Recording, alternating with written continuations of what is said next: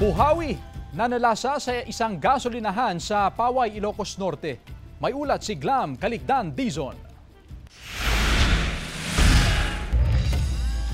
Tumama ang buhawi sa isang gasolinahan bandang alas 4 ng hapon nitong Sabado sa barangay Nagbakalan, Paway, Ilocos Norte. Sa lakas ng hangin, natumba ang isang gas pump machine at nabagsakan ng isang kulong-kulong. Natumba rin ang mga kubo at natuklap ang ilang yero ng mga bahay. Nabuwal pa ang ilang puno sa gilid ng kalsada. Nagtagal umano ng 40 segundo ang pagtama ng buhawi sa lugar. Sa Vigan City, 14 na bahay ang partially damaged matapos manalasa ang isang buhawi, mga nagliparang yero ng bahay. Mga naputol na punong kahoy ang iniwan ng buhawi. Agad binisita ng mga kawani ng Vigan City Government ang mga naapektuhan para sa assessment upang mabigyan ng tulong. Walang nasugatan sa magkahiwalay na pananalasa ng buhawi. Glam Calicdan Dizon, One North Central Luzon.